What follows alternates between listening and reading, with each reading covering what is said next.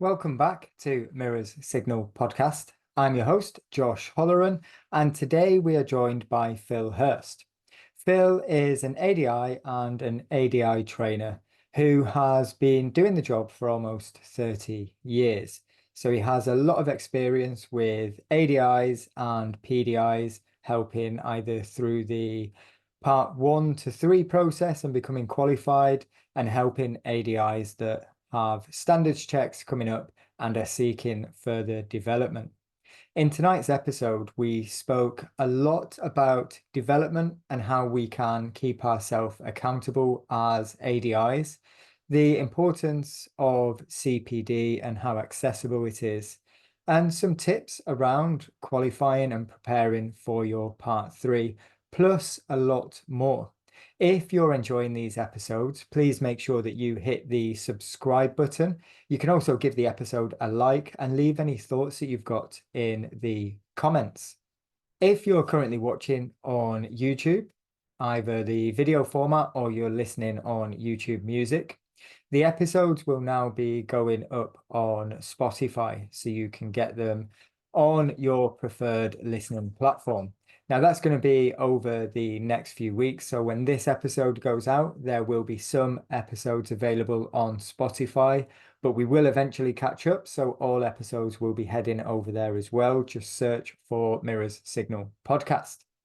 If you've got any questions for me, or you would like to contact me for any reason, you can find me on the Facebook page or in the Facebook group, and they're both available at Mirror's Signal Podcast. So we'll get on with the episode. I hope you all enjoy. Phil, how are you doing? I'm doing really well. Thank you very much, Josh. I hope you're well. Nice, like the fish tank at the back. Thank you very much. It's new. This will be the second episode with this background, so we'll see what people say about it. If it detracts from the conversation, it might have to disappear. Nice to see a shark going across from left to right. I doubt it. Ah, that's interesting. There is a shark in there. It's called a red-tailed shark. Yeah, I don't know where he is at the minute, but We that's my go. little boys, red-tailed shark. If they all start fighting, it's normally the shark that starts it. I'll let you know if it happens. So how's things with you then? Things are good with me, thanks. Never busier, like a lot of instructor trainers around the country, I'm sure. Many instructors coming into the industry, which is great for us, and the industry needs it to try and get those numbers down or to contribute to it. But yeah, I thought by now I'd be retired, but that's a long way away, I think, Josh. I don't think that's going to be happening anytime soon. I assume you enjoy what you're doing then. Yeah, I've been in the industry over 30 years now, and I'm probably enjoying it as much today as I ever did.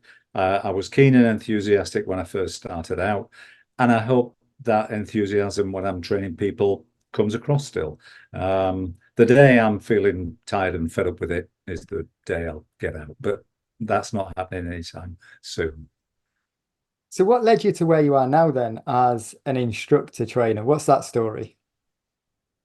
I'd been in an industry for 20 years, which involved me training people. And I wanted to go into training, but not at a big level. I wanted to be able to manage it on my own level. Driving instruction at the time seemed to be a good idea. So I had to go at that. I trained with an independent trainer. The only large training school at the time was BSM, British School of Motoring, way back. And it was either them or it was this chap who lived about an hour and a half away from me. And they sent me a package when I inquired, and he sent me a handwritten 4-page letter explaining what he could do. And so he was meeting my requirements straight away. And he ended up being a really good trainer, a really good ally. He helped me through parts 1, 2, and 3. Part 3 wasn't easy, like it isn't today, but got through that hurdle. And then a year or two down the line, he asked me, would you like to go into ADI training? Perhaps we could work together. So I liked that idea. And so that's what we did. We worked together for about 4 years. And then he moved to New Zealand, presumably to get as far away from me as he could. No, I don't think that was it. He did wander off. His wife had a New Zealand passport, I believe, and they had family there. So he moved there, and I ended up on my own back in the mid to late 90s. And the rest of it is history, as they say. I've just kept working at instructor training, training instructors to become trainers. But my core job is training PDIs and helping ADIs with their standards checks. Wow, so you've not just been an ADI for 30 years, you've been an ADI trainer for the majority of that time. Yep. And also in 2004, for those people who wanted to go into ADI training, maybe build their schools, maybe work for a large school, I would offer and still do bespoke training for those people. And over, I would say, 250 ADIs have gone on. Not all of them have done it. Some have done it very successfully and, moved on, surpassed me, working for big national schools. And it's nice to see. So, yeah, I've enjoyed all of it. So over that time, because that's a long time, a lot of experience, I'm sure many ADIs, PDIs, and people that are wanting to become trainers. So I guess one that I'd like to ask for the audience as well, what do you think are some of the things that PDIs struggle with early on in the process? I think, and it's natural that they underestimate part three and what it's going to take to get the skills to be able to pass the part three test and qualify. Most people have got the skills for part one, maybe haven't done much home study, if ever, maybe since school. But you quickly get hold of that. I mean, there's lots of apps and books and things out there. And with a bit of guidance, part one is relatively straightforward. Part two, improving your driving, on average 10 hours, 12 hours, one-to-one training with somebody who knows what they're doing. Not just an ADI. I mean, many ADIs can help, but maybe somebody who's done a little bit of training of PDIs. I'd get a bit of help from them as well if you can. If you're attached to a large company, they'll probably know what they're doing and have people dedicated to do that sort of work. It's part three where things start to go wrong. And I've noticed with a lot of the national companies now, and I was speaking to one of the head trainers of a national company a few months ago, and they just moved to a model of 20 hours approximately online, with lots of other PDIs, and 20 hours or maybe less doing 2-to-1, possibly even 3-to-1 in the car over 2 or 3 days. And it's very, very constrained. It's done in a very short period of time. The best way to train to become a driving instructor is 1-to-1 in car with somebody who knows what they're doing, part three level. And what you're doing in that 40 hours initially is to gain the skills to be able to go out and train people on a trainee license, gain further experience, and then be guided on how to meet the competencies of the part three and standards check one form. How do I meet those 17 competencies on there? Yeah, I'm gaining experience now, but is it the right experience to be able to meet those competencies? And that's where people are going wrong. And they need to be steered carefully to be able to get there. They go out on the trainee license. They might be, it's a bit like the blind leading the blind sometimes. We've all been there. I remember my first year, there weren't as many trainee licenses. Everything was done differently. It was all done on role play with an examiner. And then you were out there teaching real people with a green badge in the window, and you didn't, have a clue really, and you were flying by the seat of your pants for month upon month. If you took some further training, that would help. And gradually you got there over the next few years. But this underestimation of what it takes on for part three is common and always has been. So you mentioned something that I'd like to hear your opinion on, and that was the skills that are needed and working on the skills. What do you think are some of the skills that we need to become a driving instructor? Yeah, on my 40-hour course, I cover what I call key skills in the first quarter. So the first 8 to 10 hours, we would spend time on that. And I was introducing a new PDI to key skills today. And we spent a couple of hours. And first of all, we had a discussion in the car. The car wasn't moving for about 45 minutes.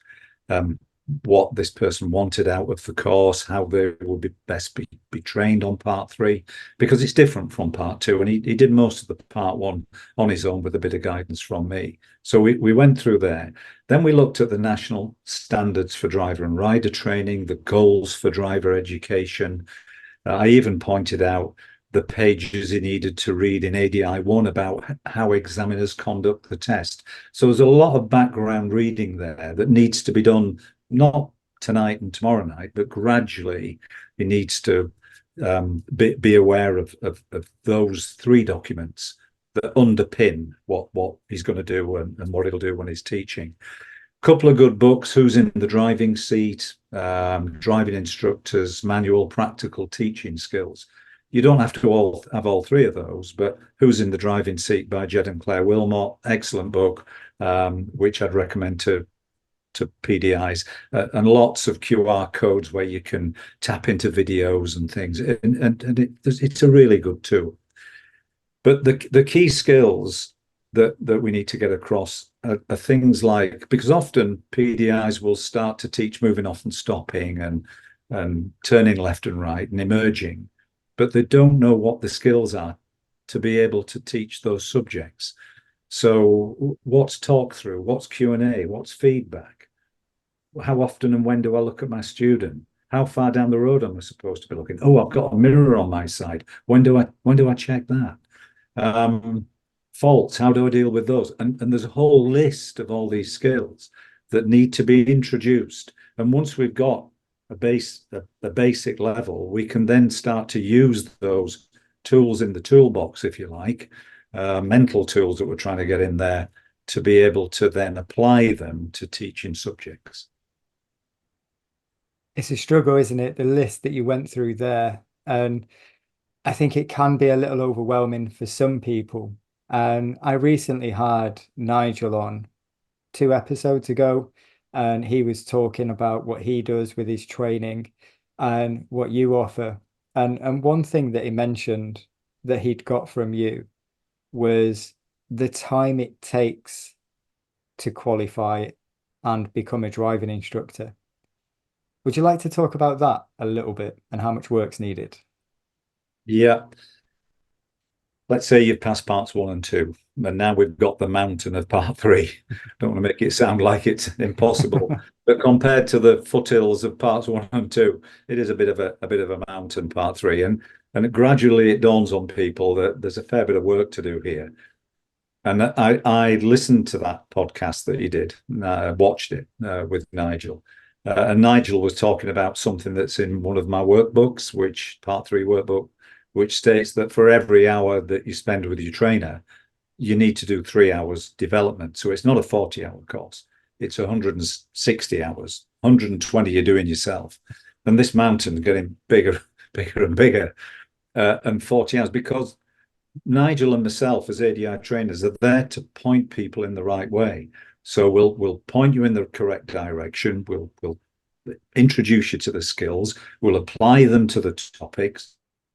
You'll be able to teach all these different subjects with me as your pupil, and I'll be your worst pupil ever. You know, all your other pupils will be lovely compared to me when I'm doing my role play. So once you've got through that 40 hours and you've done all your homework and your preparation for the next session, because I tend to do it as 22-hour sessions, 20 times 2, to give you your 40 hours, spread over 2 months, 3 months, even 4 months, at a time when the is desperate to get on the trainee license and let's get teaching. But you need time in between these sessions to develop what we've covered, to read about it, to practice it.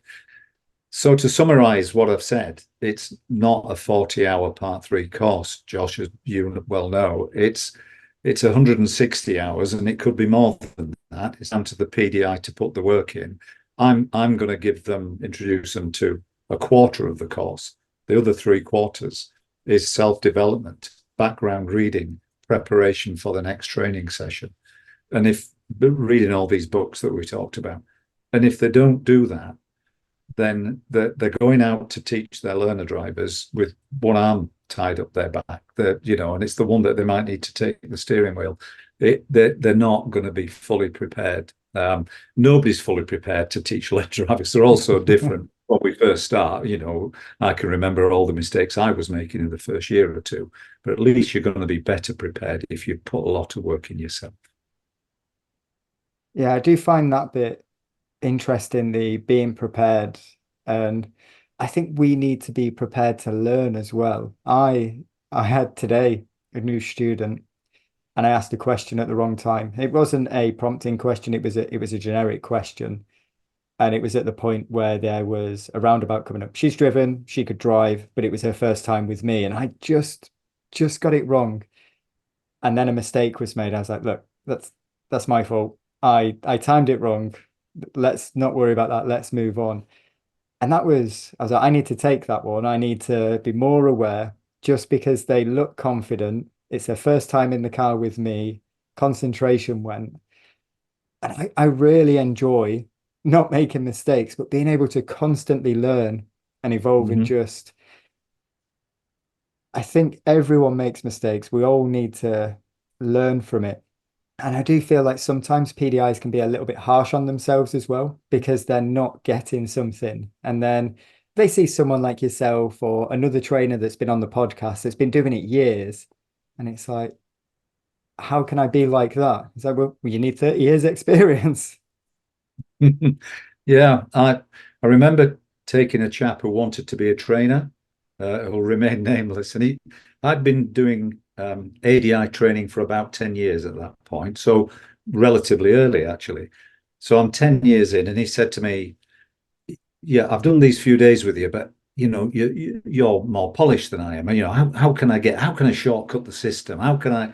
And I said, imagine you've got three syringes, one with 1 year, one with 3 years, and one with 10 years experience, and I shove it into your arm.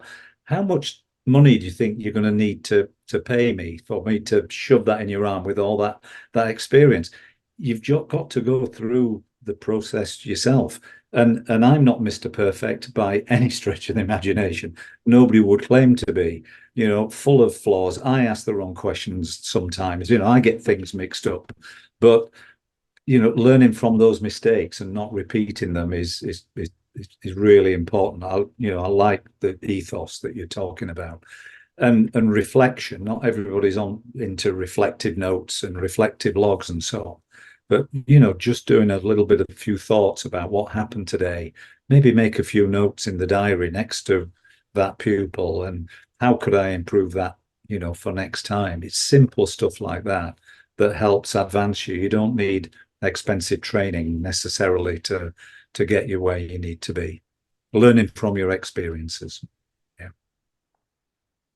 It's a challenge, isn't it? Because it is, like you've mentioned, there's so many different learners, so many different things that happen on the road, and trying to piece all of that together as a PDI is such a challenge. And I think, like you said there, it's that doing it well or being aware enough, because you've got your 40 hours or your 160 hours when you put in your own time in. But then the day comes when you get your PDI license and you're out on the road. And I think that's where it can go in a good direction or a bad direction, depending on what's been done prior. Do you see a difference in people that are putting the time in, and maybe people that have come to you that haven't put as much time in, haven't had the same guidance, actually kind of in the car on a PDI license? Do you notice the difference between the different people? Yeah. Yeah, I do. I do a lot of remedial work for people who have maybe failed part three once or a second time when they're really under pressure.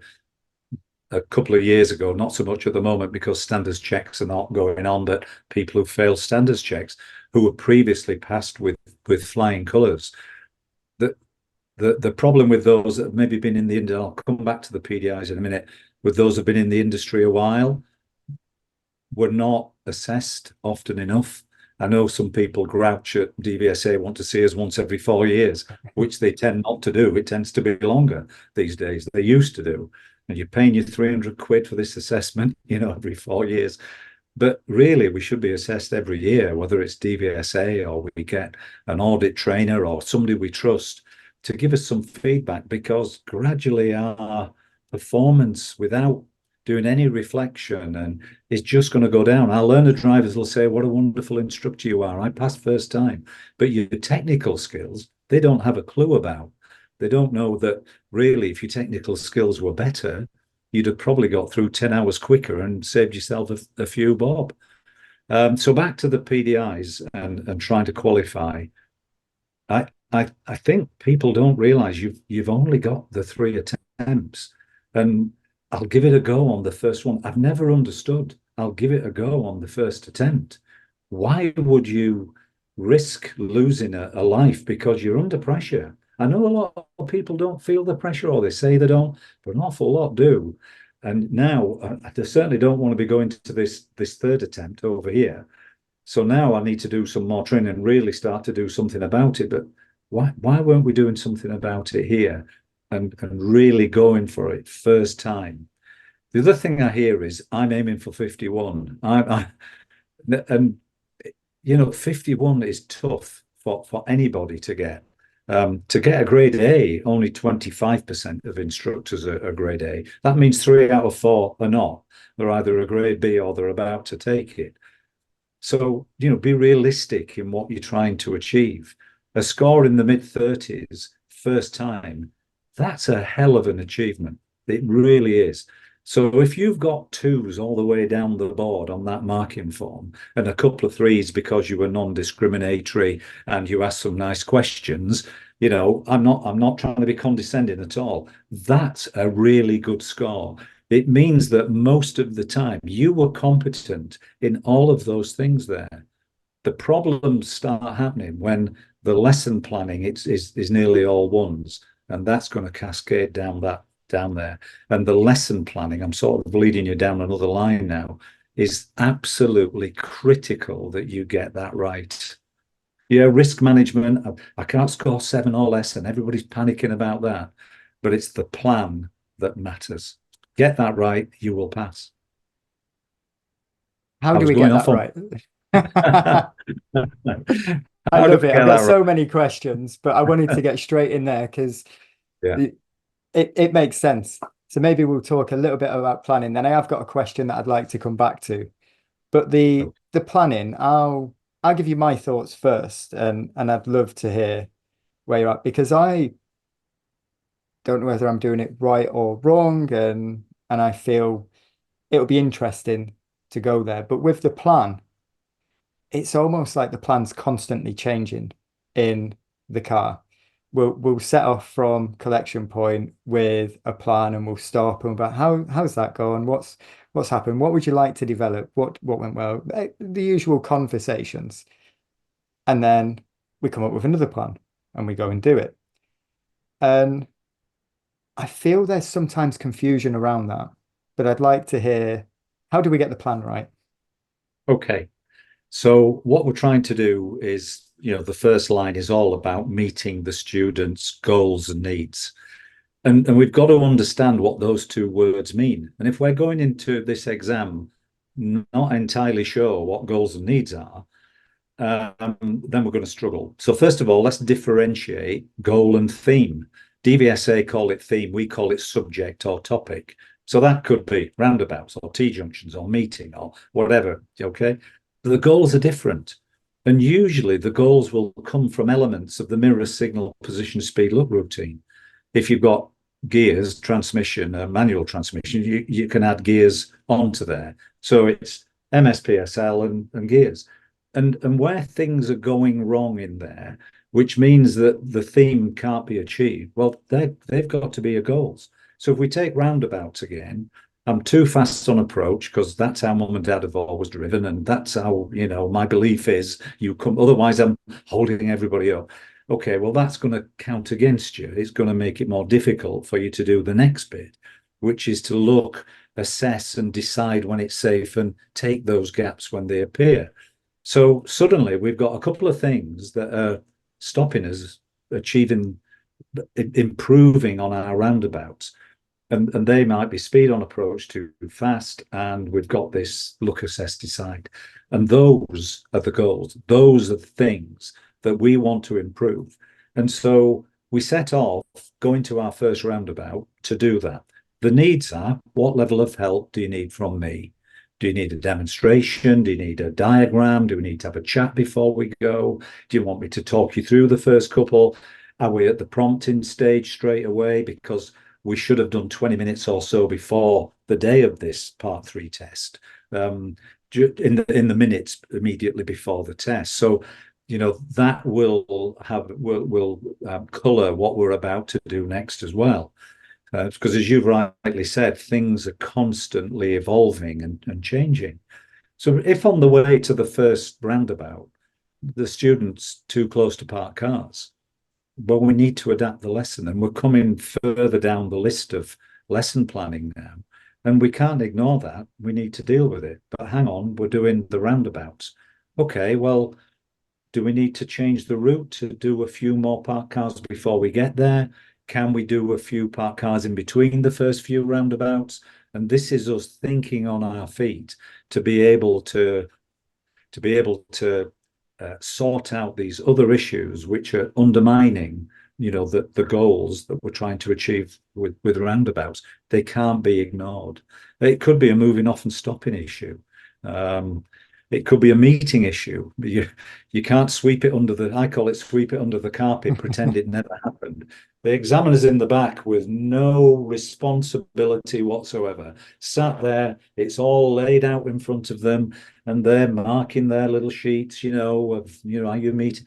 And we're trying to back paddle, and it's like a duck, isn't it? We're paddling away underneath, but up on top we're trying to be super calm. It's really quite difficult to get it right. So we're setting out to try and achieve the goals. We've got certain needs that the student needs from us, but we can't ignore, if other issues occur, we've got to deal with them. And we've got to try and keep it simple. If you may need to shelve your roundabouts. You might be able to do your roundabouts after we've sorted these other little problems out. And your learner drivers are trying their best. They're having another driving lesson, and that's what we want. We don't want to prep them to do certain things at certain times. Just let it develop naturally. That's a really nice breakdown of understanding the goals and the needs. And from what I see on social media, I think that plan, like you said, it's really important, but we can't go and plan a 45-minute lesson a week before our part 3 and then be like, right, I've got my plan, I've got it written down, I've got my route. It takes 42 minutes, so I've got a 3-minute buffer. It's so challenging because, like you said, you've got to, it's constantly evolving, isn't it? And Yeah, it is. that's where the 160 hours come in, because we need Yeah. to have that background knowledge and the full understanding of not so much just a part 3, but how people learn and then how we manage it in a vehicle. Yeah, absolutely right. And, we've not just got the 160 hours, the 40 that I deliver and the 120 that hopefully they do. Once they get on trainee license and before they take the part 3 test, which these days seems to be 4, 5, 6 months down the line, in other words, when the trainee license is nearly finished, hence people getting second trainee licenses fairly easily. We've got the extra 20 hours in there as well by law that the trainer is supposed to do with the PDI.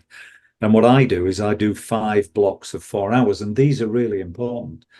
And each block of 4 hours, so there's going to be 5 of them, probably one a month, one block of 4 hours per month. And in each block of 4 hours, I'll do an hour sitting in the back, more or less doing what the examiner's going to do.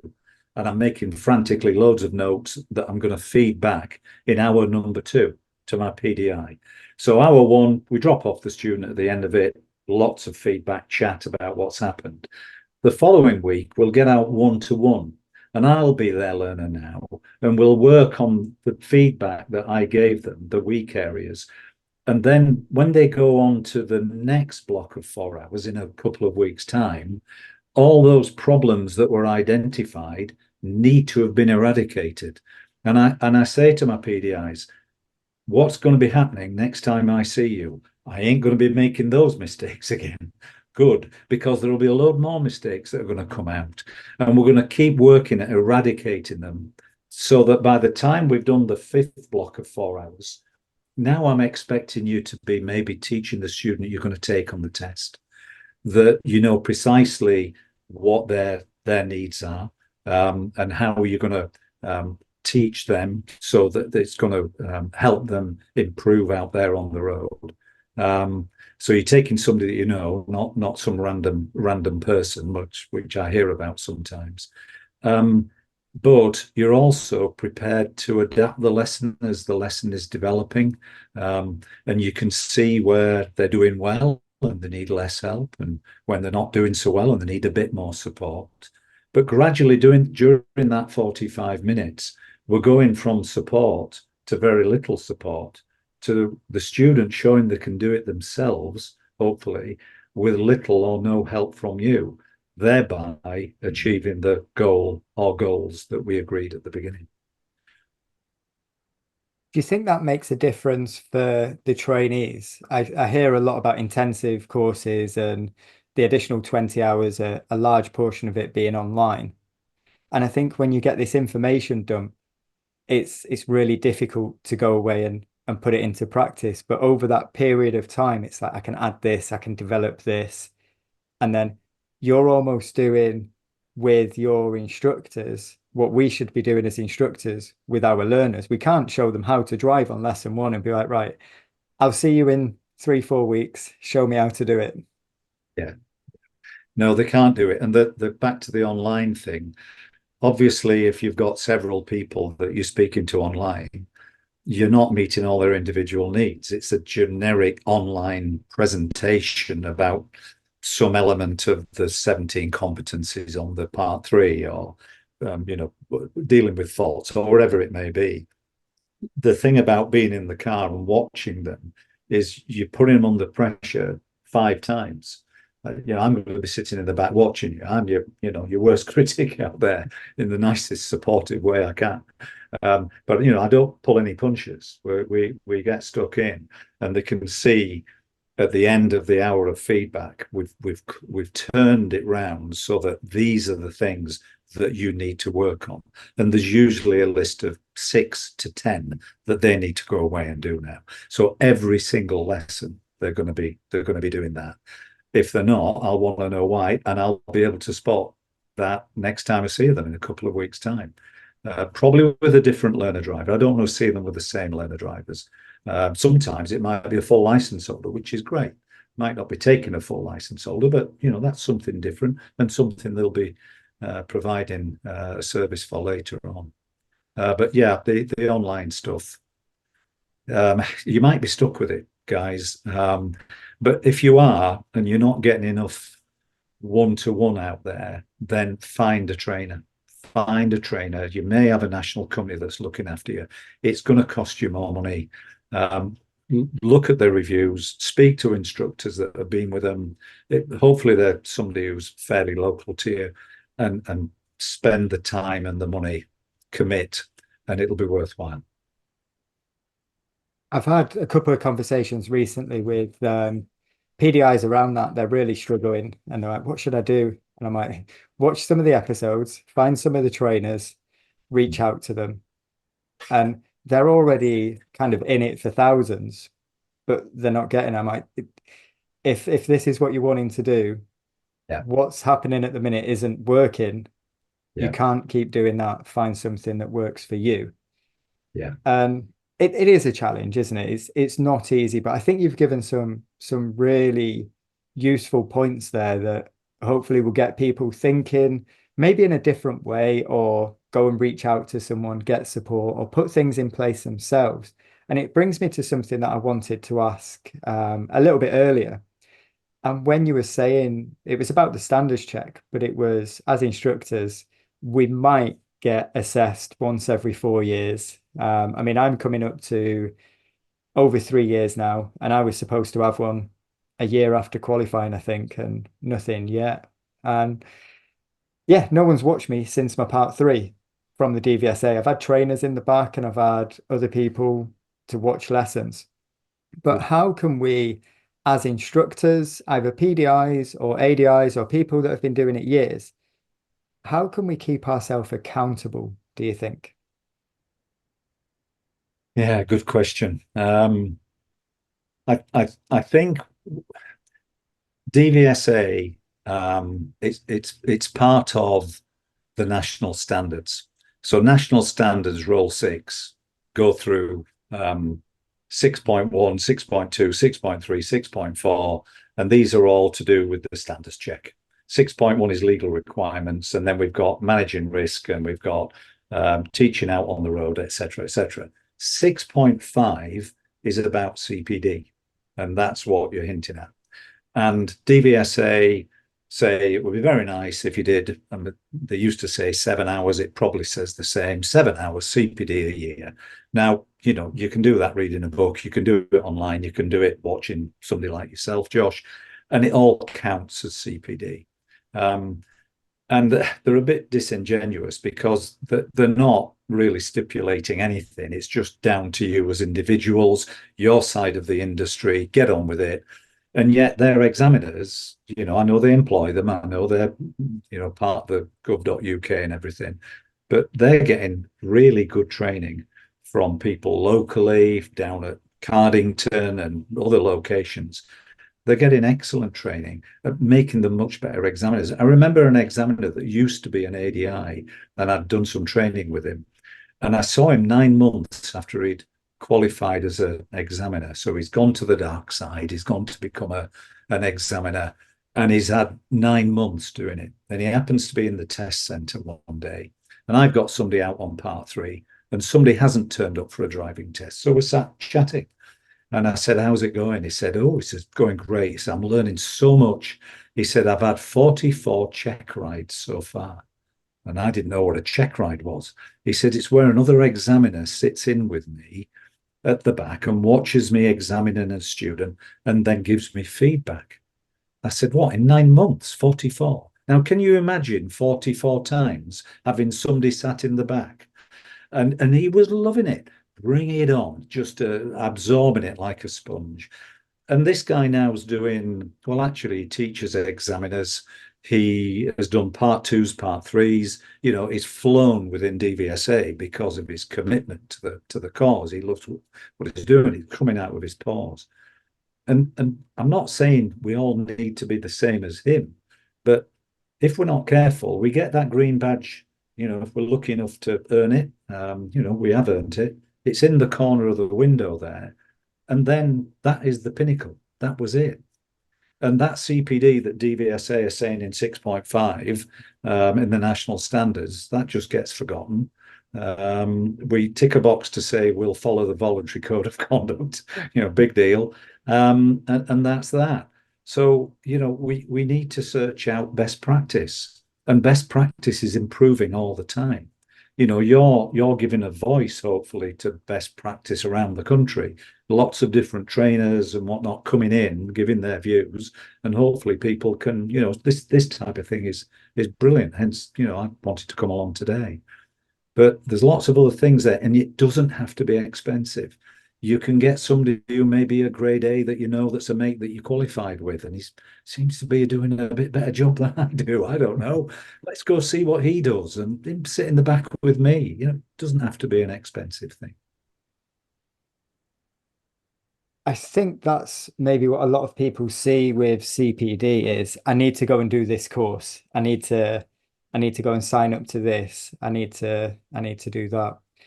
And it's an interesting place where I found myself because I was in the RAF for around 14 years before becoming a driving instructor. And every year we used to have to evidence, I think it was 6 hours CPD.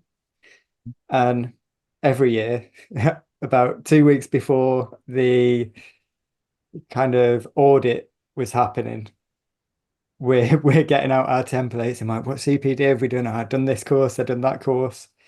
And it does mount up. But we was assessed annually on everything that I was teaching. So I taught loads of different subjects. And every year we had to show evidence that someone had watched my lesson. And I think every 2 or 3 years, it had to be someone that was qualified to assess me that had to watch me.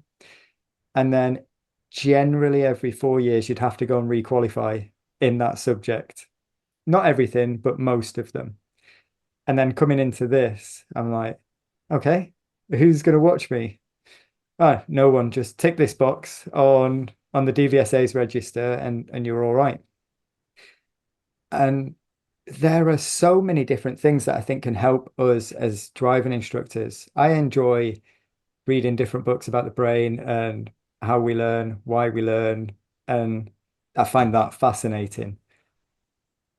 And I wouldn't really have considered it CPD 18 months ago. I'd have just considered it as an interest. But since speaking to people like yourself and all the other trainers that have been on, it's like you can pursue it in almost any direction that you want because it's going to have an advantage to your teaching. Yeah.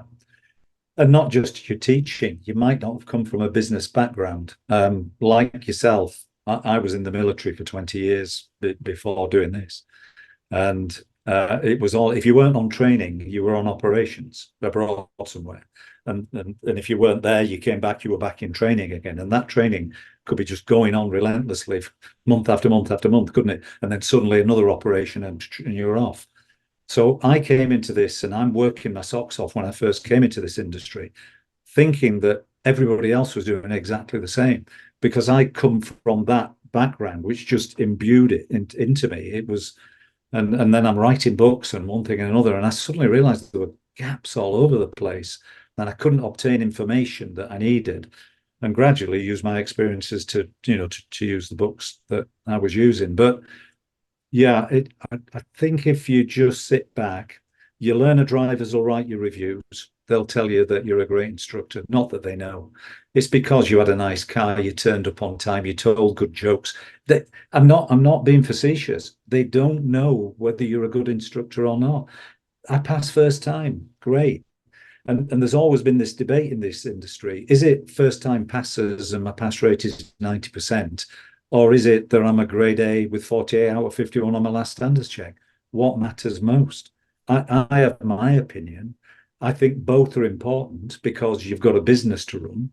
But really, that snapshot of you in that 45 minutes, or it used to be an hour, if you can carry it off and you can deliver a really good lesson and score, 40 odd points, hats off to you because the pressure's on.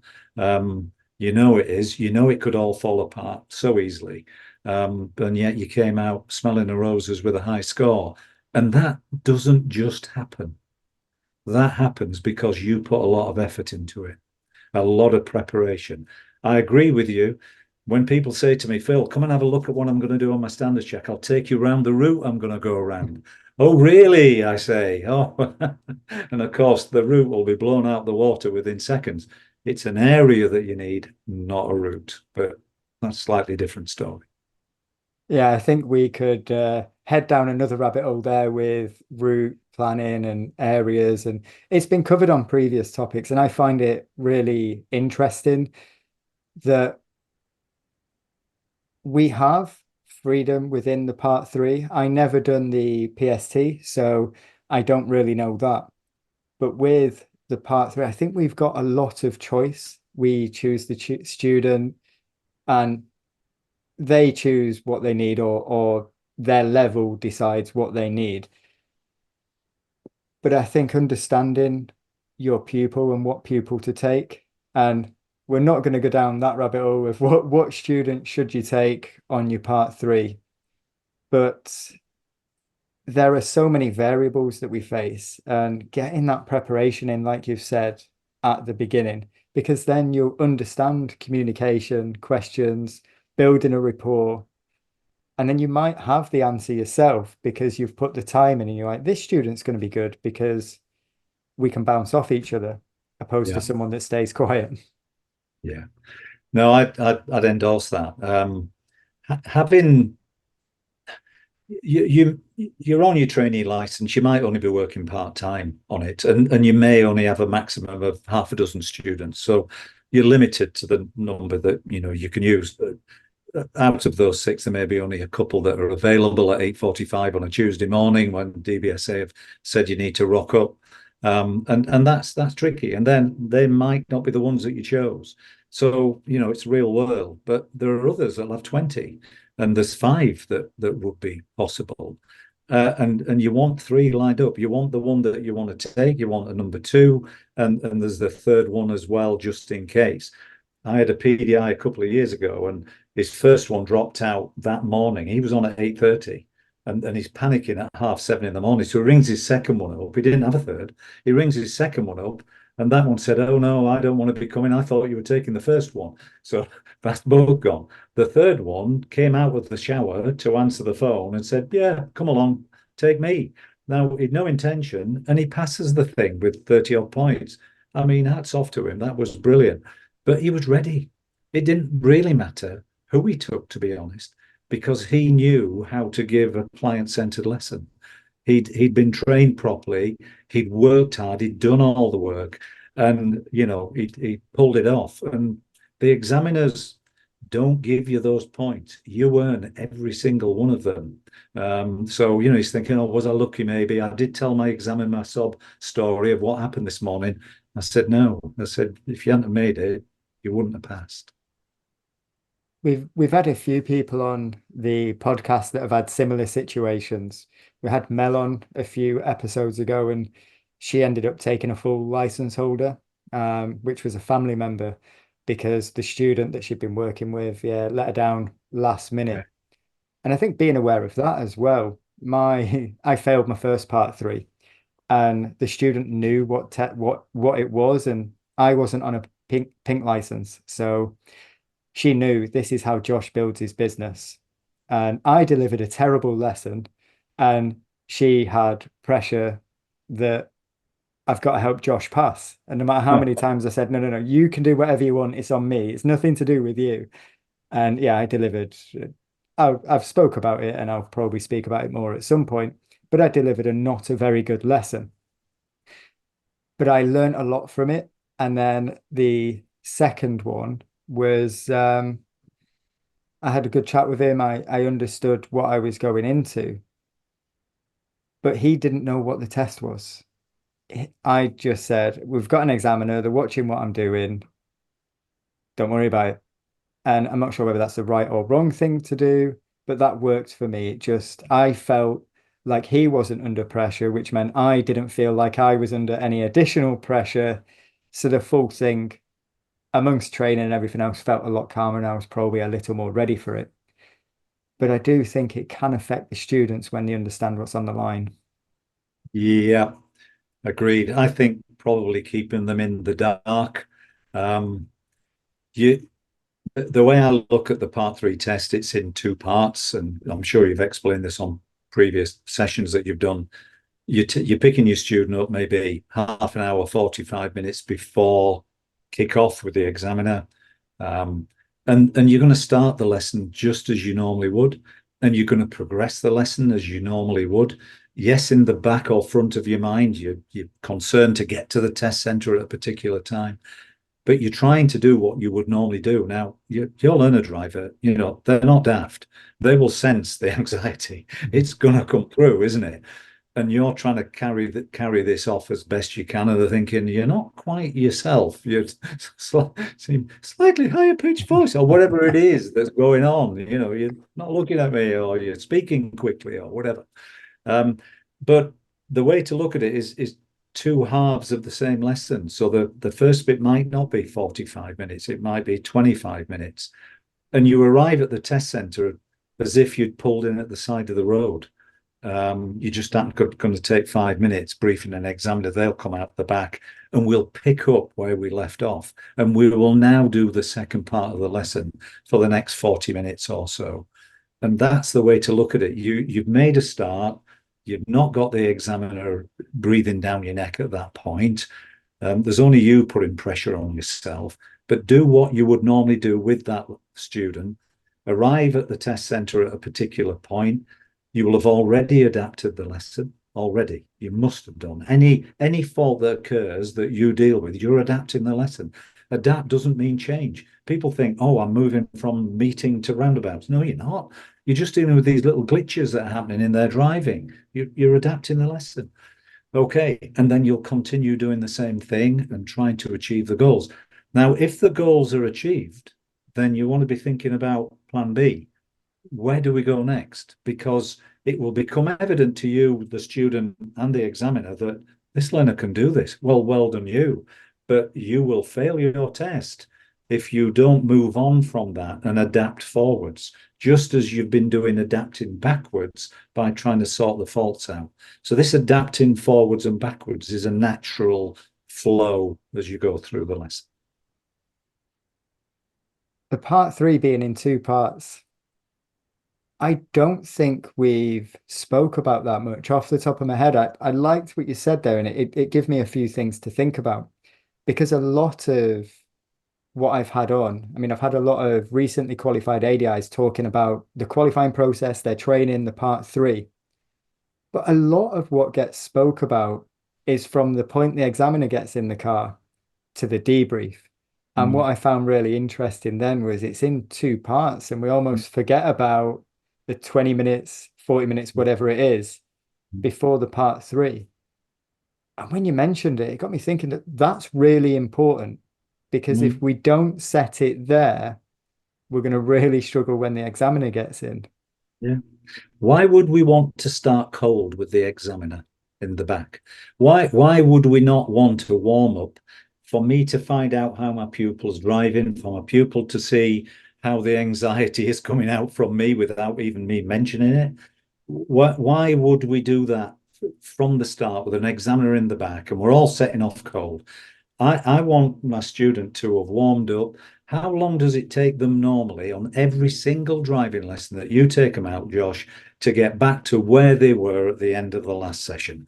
Anything from 5 minutes to half an hour. In fact, some of them don't even achieve it and have regressed, haven't they, in isolated cases. So, I want to see how they're driving. I want to see what the conditions are out on the road. We haven't put the wipers on before. Oh, God, lights and we want to have that preparation period realistically before we get into seeing the examiner, and we know exactly how the learner's ticking. Yes, there could be changes when the examiner gets in the back, and it's nothing to do with extra weight and using dual controls. It's just that the environment has changed. Somebody else is in the back, literally breathing down our necks, but trying to be, incognito and indistinct and sitting in the corner, the vast majority of them anyway. I mean, there are some examiners who are a bit naughty, who will give you a tap on the shoulder or harumph or whatever, which is not good.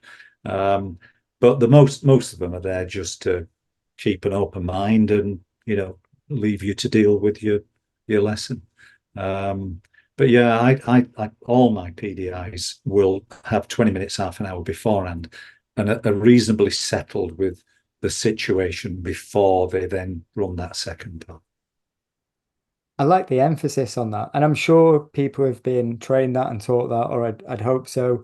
My route wasn't what everyone takes. I didn't go on a PDI license, and it was something that I hadn't considered. But I like the emphasis on that. Your warm up before you get there and get into the flow of the lesson, and everything's going that way. That's interesting. It's really got me thinking, and I can really see the benefits, because everything we've spoke about, from what I remember, has started from the examiner getting in, and I done this, I done that. What about the 20 minutes, half an hour before? And for people that are preparing for a part 3, I think that could be an interesting, if that's not something that you'd considered, we plan our route for the part 3. Are we planning our route for the warm-up around the test center? And just pick you up on route. I know you didn't mean route, you meant the area in which we work, Josh, but I knew you meant that. Yes. we need to be important with what we say though, as well. We need to be correct with what we say, don't we? The area, and that's come up a lot. And yeah, the area, let's not have a 45-minute route. But the warm-up beforehand is yeah, I like that. And it's gonna be something to think about. And hopefully everyone else. Okay, good. Good. So we've taken it up to part three. There's been some really great points in there that I genuinely hope people can put into practice and help them either stick with what they were doing as now ADIs and keep on top of themselves and hold themselves accountable and maybe consider CPD if they're not already and for the PDIs. But what I would like to do you mind if we go through some tell me questions? No, not at all. Quite happy. Yeah. Let's get through some of these and see how we get on. So the first question, can you tell me what car you would drive if it was the only car you could drive forever? Oh, forever. I don't know how long forever is going to be at this stage of my life, Josh. So it probably only needs to last a few years. We'll see how we go. Um, I know I could regress back to my first car, which was the split screen Morris 1000 that I paid 35 quid for, but there was no floor in it. So maybe I wouldn't go back to one of those. I've never been impressed by vehicles. I mean, I like the looks of vehicles, and I've never driven one that's been at the high end of whatever it may be, top Audi, top BMW. I've driven Fords since 1998. For those people who know me, they'll know that they're going to be training in a Ford. I have the titanium, so it's a nice one. It's a Ford Focus. And if all I had was titanium Ford Focuses, as boring as it sounds, George, wrong question for me. I'd be happy. I'm not bothered about a high-end motor. It does everything that I need it to do. I drive a Ford, and there was a reason for that when I was coming into this job. I'm not sure whether it was the right reason, but I was like, if it breaks, I know that parts are cheap. So I was kind of buying a car thinking it'll break, but it's been all right. It's doing well. So I like your answer and I get the logic. You stick with what you know and what works, eh? Yeah, I'm cheap, Yorkshireman. I mean, put the two together. There we go. The next question. Can you tell me if you could deliver a driving lesson to anyone, who would it be? To anyone. Yeah. Uh, I, I'm not really a royalist. I'm not anti-royal, but I do like William and I do like Kate. And I would like to do a 2-to-1 driving session with those and try and advance their driving. And they probably don't need it because they probably have the best driving instructors from the police that they'd ever need. But I'd love to have a chat with them as we're going around. In fact, I doubt whether much driving instruction will be done. Yeah, the pair of them, they're an intriguing couple. Their lives are fantastic. I think they're wonderful. I think what they're doing, bringing their family up and everything. Yeah, I know they're privileged and so on, but yeah, an hour with those two will be nice. Nice answer. Can you tell me the best advice you ever received? Best advice I've ever received. Yeah, don't be frightened to search for help. If I need help, I'm happy to pick the phone up and speak to people. And there's been quite a few. I remember doing this will be brief. I did a BTEC level 4 course, coaching for driver development, Josh. It was run by a company that's doesn't exist now. And it was a good course and it lasted a year. And it was mainly 4 days, once every 3 months in a classroom environment, some good trainers talking to us. And then you would do some development on your own, CPD, further development, submit some essays and some videos. And at the end of it, you came out with this lovely certificate. I am a level 4 BTEC coach in driver development. I was no more a level 4 BTEC coach, Josh, than I am a tank driver. Okay. I'd done the course, I got the paperwork, but I wasn't applying it in principle, in practice either. So I rang up one of the trainers, and I said, I need to do some in-car work. And we did some in-car work on coaching and client-centered. And the moment I got in car inside my environment, and I then learned how to use all these tools that I'd been writing essays on and doing videos on. I couldn't put it together because I'm a doer, I'm a kinesthetic. So I need to be practicing. And that was brilliant. We had a full day, but by 11 o'clock, I could have gone for a coffee and been happy because I'd had 2 hours in car.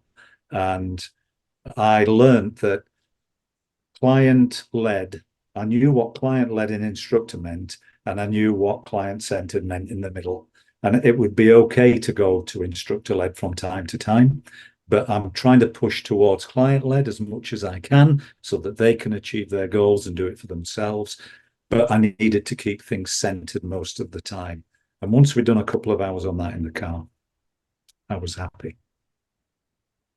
Nice. I like that. And I like the explanation and the experience and the real life application of asking for help and how it can affect you. I feel that's something like the message of this episode is that get the help. And there are so many people out there. Just if you're struggling, ask. There's 40,000 of us, and there's a lot of very good practitioners out there. They're happy. Pick up the phone, and I take calls regularly, give the best advice I can. But please leave me a message. Loads of people ring and don't leave a message, and they tend not to get rung back. So please leave your message, and I will ring you back. I don't know whether you get that from pupils sometimes, where they just cut off, and that's the end of it. I often have missed calls. It's eased off now. It was used to get a lot. I don't know whether people still do. And I've got a driving test next Tuesday. Can I use your car? And they was lots of phone calls there. But generally my inquiries, I don't know whether it's the difference in demographic is messages, WhatsApp and Facebook, just text messages. And I guess I prefer that. When they do ring and I do have a chat, I'm like, can you put all this in a text message for me and I'll get back Yeah. to you later? Because otherwise I'll forget. Yeah, I'm the same. It tends to go on a little bit, but leaving a message means you can text them back, can't you? You can Yeah. WhatsApp them because it's easy to do. But no, I don't understand people who pick up the phone and then just cut off. I mean, it can't have been an important call, can it? Really, if you're not prepared to leave a message. I like that one. So the next question, can you tell me your favorite book? Favorite book. I'm reading one at the moment, which is by Tom Hanks. And if you ask me the title, I can't remember it offhand. It's gone out of my head. But it's about the making of a film, and gosh, I'm about halfway through it.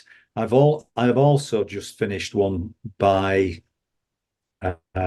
gosh, he was Monty Python, Michael Palin, and I've read a couple of his books recently, and I find his books amazing. There was one about a battleship back in the 1800s, and it sounds, God, that's the last thing I will pick up.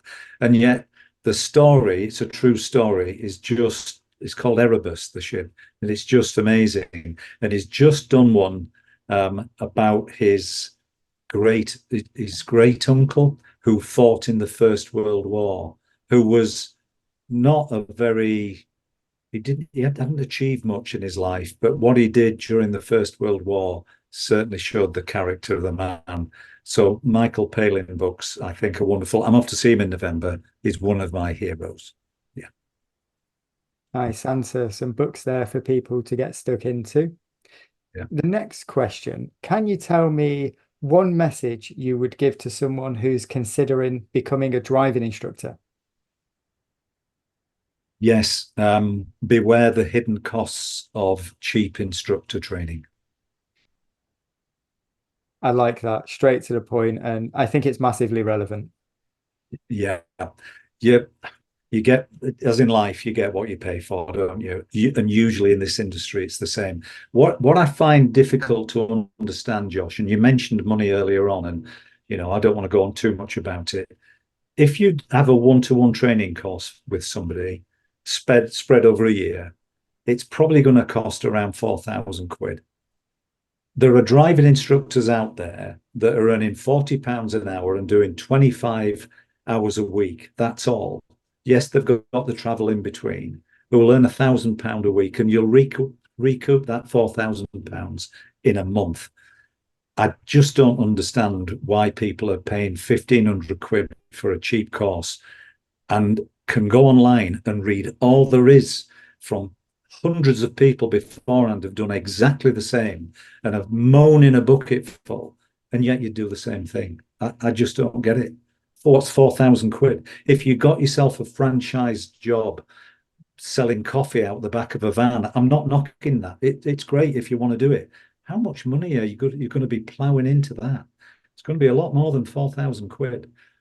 I think to say this is 1 year, it's like a hobby that gets more serious as you go through, as you're qualifying, and then becomes serious towards the end. For £4,000 and 160 hours, the benefits. I mean, I'm past retirement age. I have no wish to retire. I can keep doing this job for as long as I'm doing a good job. So the oldest instructor I've trained, Josh, 77, and she Wow. qualified, and she was doing the job till she was in her late 80s. So, age is not a barrier, and money shouldn't be, in my opinion. I'm one of them that compared on cost. And it's one of the reasons that I started the podcast, because I didn't really know that there was another way. When you type in Google, you see the top 3 or 4, and then it's like you speak to the sales team, what do you get? And they're all offering very similar things. And you're like, well, if you're all offering the same, I'm going to go with them because they're £500 cheaper. Mhm. And I think I'm quite fortunate with my background in the military. I was an instructor. It was my job for about 8 years. And although I failed my first part 3, I found it quite straightforward to adapt and change. I didn't have any official training from my failed part 3 to my next one that I passed.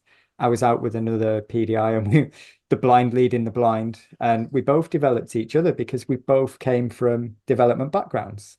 Sure. And if I'd have known there was another way, I think I would have taken a different route, that more organic approach to training, like learn and grow and develop, opposed to go and do a week somewhere. Here's all the information, go practice. And then I jump in my Ford with dual controls. And I think the only thing that got me through it really was I wasn't charging. So, Yeah. like you said, when you're out on the road, I was making mistakes, but they was getting a free driving lesson. So I didn't have the Mhm. pressure that I had to give value for money at that point. Mhm. And hopefully people can take something on from my mistakes of just going for the cheapest one. I got qualified, but it probably wasn't the best way. Yeah. I mean, back in 92, when I qualified with the guy I was telling you about, went to New Zealand and wrote me a 4-page handwritten note. It was £1,800 then, 30 odd years ago. And I paid him another £1,000, but he was good. And I got good training 1-to-1. And there are a lot of them around there. You just need to go scroll a little bit further down and you will find them. And you will pay 2, maybe 3 times as much, but it'll be worth it. And once you qualify, you're a year in. I would say year 1, year 2, year 3, year 4, year 5. It was probably year 5 before I could finally say, I think I've got the gist of this job. Now, I know you've been doing it a few years.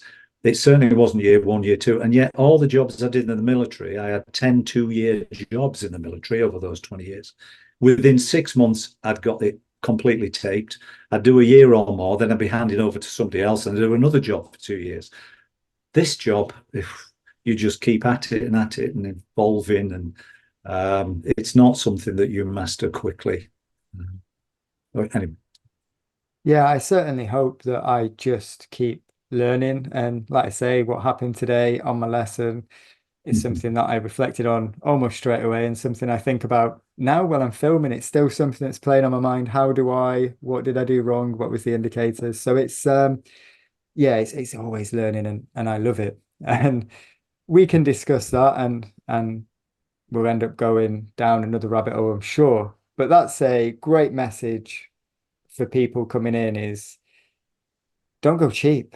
Like use all the information and make an informed decision. And in the long run, it's probably going to work out cheaper. But the next question, can you tell me one piece of advice you would give a student before they go for their driving test? Yeah. Concentrate on the next 200 meters, the next 20 seconds, and keep doing that. And if you get any extraneous thoughts that are coming in here, get rid of them. What's the examiner doing? What's he marking on his iPad? Am I going to pass? Am I going to fail? What will my mates say? I've got to pass today, because as soon as that happens, it'll all collapse. And just because you think, second bit of advice, just because you think you've made a mistake, keep going, keep going. Next 20 seconds, next 200 meters, because you can get to the end of the test and it's a lot easier to pass than people think, as we both know. You can turn up at the test centre and I'm pleased to say you passed with 3 faults and you thought you'd failed for 7 different reasons. So keep working at it all the way through to the moment the engine is switched off. It's amazing how people give up once they've done what they perceive as their first mistake. So the ones that I knew had passed before they even got out the car, before the examiner had given the result, they were bright red. There was sweat dripping off them. It was -2 degrees outside, and the seat was wet because of all the, and it's all the effort and concentration that put into it. They're the ones that usually come through because and you ask them the route, Josh, where have you been? Not a clue. Did you go on this roundabout? Did you go into the town centre? No idea. I remember leaving the test centre and remember coming back. Those are the people who pass because they're totally absorbed by the test. It's something I'm trying to improve at the minute. My pass rate's not the best, and I'm getting a lot of fails with less than 4 driver faults and 1 serious. And I'm looking at what I'm doing and what's causing it. And I feel it's like you said there, they think they've failed, they've made a mistake. And because they was thinking about the mistake that they made a serious 2 or 3 minutes later, something completely out there that they don't normally do. And I used to, after a test, kind of go to the point of the fail if they want to. Like, oh, you failed on this roundabout. Let's go there. Let's have a look. Let's figure out what happened. But now I'm trying to go back a few minutes before that. Well, where did we come from? What happened here? And I'm managing to piece that together, that it's not the fail that caused the problem. It caused the fault, the fail. But what happened 2, 3, 4 minutes before? And I'm finding that was a mistake that they thought they'd made, but it hadn't even been marked on the sheet. Yeah. Something else that I do is I build up their ability to be able to do this. And I recommend all my PDIs and ADIs in the driving school do it. And that's at least 6 to 8 assessments during their driving life with you. So let's say they have, I don't know, 40 lessons. At lesson number 5, we're going to have our first assessment. And the learner's saying, hang on a minute, all I can do is turn corners and move off and stop, and that's it. Okay, well, let's get you to drive through the housing estate for 5 minutes. That's all it needs to be. And I'll sit here like the examiner, and I'll just mark on a bit of paper how it goes. And they do it. And I'd only step in if they gave up completely or there were tears flowing down their face. I wouldn't force them, but we would do this, and then we'd have a chat, and there'd be a lot of faults come out of it, usually, and then they would become the goals to eradicate on lesson 6, and then we do another one at 10, and each one would get a bit longer and a bit more difficult, and by the time we came to driving test, well, you've done 6 or 8 of these, it's only going to be some other old, somebody actually said this to me. It's only going to be some other old bloke sat at the side of me, isn't it? Says the 18-year-old learner driver. Yeah, thanks for that. Yes, it will be. I'm not saying it gave them a big advantage, but they had got accustomed to being assessed and driving on their own and been able to, and it's what DVSA are pushing for, this independent driving prior to coming along. And, it was long overdue, to be honest. It's going way back to what you mentioned about the skills and the GD and the individual and taking it further and being independent and being aware of your decisions. But Yeah. Nigel mentioned about those kind of different stages and assessing people as they work through their driving lessons and progress. So that's interesting. And it's like I've mentioned, I'm always trying to reflect and figure out why things are happening and how I can improve and what I can do next. So that was one piece of advice that we'd give a student before a driving test. We covered that one. Thoroughly. The next question, can you tell me something you wish you were better at? Listening. Listening of the 4 main coaching skills is the one that I find most of us aren't particularly good at. Most of my PDIs, ADIs, I think generally in life we're not very good listeners. What did my father used to say? It was as broad Yorkshire as they come. You've got one mouth and 2 ears and use them in that ratio. And, it's well known, but I should be following that more than I am. And I'm trying to train my PDIs and ADIs to listen to the key words when they ask a question that are coming back to them, that they're giving you the next question you need to ask and dig deeper. And DVSA are going on about this to PDIs at the end of their Part 3 test. There's so much more that you could have developed and dug deeper and found out more about what your student was thinking and feeling. It's because we're on our agenda and we're not listening. We might let the first few words in, but the next few words just bounce off. And then we talk about what we're going to say. And we go off on one left, right, and I'll stop them sometimes and I'll say, out of role, what did I just say to you? Oh, and they look at me a bit shocked. And I'll reword what I just said. And oh yeah, of course, I need to develop that, don't I? Yeah. And I'm as bad as my PDIs some of the time. They'll say things to me out of role, and I'll think I should have picked up on that. Rather like yourself today, there was a question that you were talking about that, you ought to have done better or whatever. I'm the same with listening. There you go.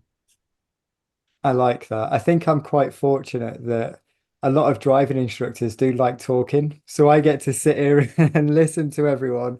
And I love it. I find people's stories and their information fascinating. So it's yeah, another good answer there, like the listening. And I think that's important for a lot of people that are coming into the industry is we can't assume we know the answer because we're going to get surprised. Yeah. Yeah, I mean, we're still called approved driving instructors, and really we should get rid of that third word, Josh. I like approved, I like driving, but we need to put another word in there, don't we? Coach, facilitator, whatever you want, but instructor. We all think we've got to be the fount of all knowledge and tell our students everything. And I've been doing a lot of sharing and telling tonight, but I suppose that's what you wanted me here for. But yeah, listening. Absolutely. I've loved it. I've really enjoyed the points that you've made and the conversation. It's been amazing. And there is one more question that I'd like to ask you, and that is, do you have any final messages? And also with that, you can talk about what you have to offer and maybe where people can find you if they've got any questions. Yeah, I'm out there under a website, which is my name, Phil Hirst, Hirst with an I.co.uk. You can find quite a bit of information there. I sell books for PDIs, part 1, 2, 3, etc., and ADIs. I offer a variety of different training that we've mentioned already, but I'm happy to try and help people. What the problem is, there's only so many hours in the day, and what I'm doing at the moment, and I've had people at me for years, is I'm actually recording a lot of what I do, my 40-hour course, and various other things, so that to go with the books, they've got some explanation, some in-car demonstration, so that will be coming online fairly soon. I know lots of other people do it. Well, you'll have Phil Hirst viewer on it as well. But yeah, contact me by email, whatever, and I'm quite happy to get back to people if I can help them. I don't go on forums because they either make me laugh or they annoy me, and I know there are lots of people offering a lot of good advice, but too often there's not so good stuff on there as well, so I tend to switch off. So you won't find me on forums. So when this content goes out that you're working on, will people be Yeah, able to find that on your website? on my Is website. it? Yeah, Yeah. yeah, it'll be there. Because what we'll do, we'll get that linked in the description so people can find you. And if you're happy, we'll put the email in there and they can reach out. So people that are struggling, yeah, I've got another person to turn to and hopefully get the help that they need. Yeah, hope so. Yeah, but reach out to individual trainers. DVSA pushed the audit register. I've been on audit since it started in '98. No, trainers will still vary a little bit in quality and how long they've been doing the job and so on. But at least the audit trainers have been assessed. And so I'm quite a firm believer. It's about time they made it a mandatory register, because it's still a voluntary register, which sort of speaks on behalf of the people who are on there, because they don't have to be on the audit register. They could do ADI training without that. So yeah, have a look at people there. Great message there. Phil, thank you so much for your time this evening. I've really enjoyed our conversation and yeah, I appreciate your time. Yeah, me too. Thanks, Josh, for inviting me. And I hope it helps one or two people. Could I just say that you're an excellent host? Thank you. Thank you very much. Have a good evening.